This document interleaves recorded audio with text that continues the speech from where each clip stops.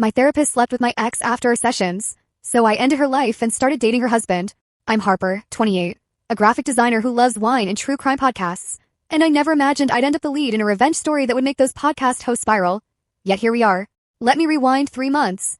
I was sitting in Dr. Olivia Hartley's office for what turned out to be my final therapy appointment, not because I was healed or anything, but because I was about to uncover something that would completely wreck my reality. I'd been seeing Olivia for 6 months after my boyfriend of 3 years, Jackson, dumped me out of nowhere. One day we're talking about a Costa Rica trip. The next he says he needs space to find himself, classic. Olivia was great, like genuinely great. She had this calm vibe, always in sleek blazers, dark hair pulled into a flawless bun, talking in that soft voice that made you unload every secret, which I did.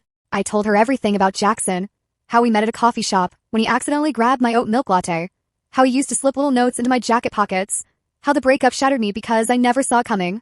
She nodded, scribbled notes, asked smart questions.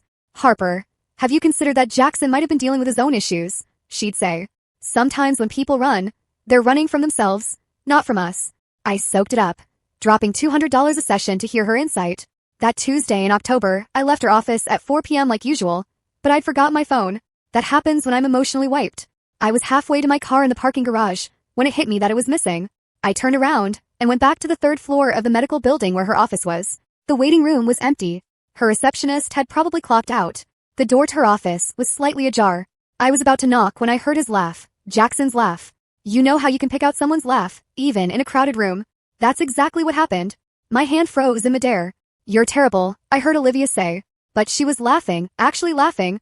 Come here, Jackson said. I nudged the door open just enough. And there they were, on the couch where I'd cried over our breakup.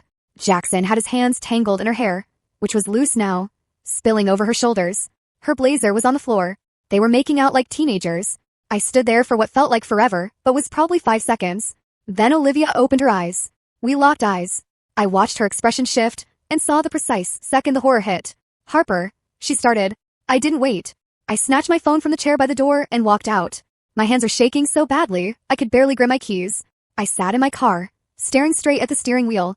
My therapist, my actual therapist, the woman I had paid to help me recover from Jackson, had been sleeping with Jackson. How long had it been going on? When did it start? Was that the reason he dumped me? The questions hit me one after another.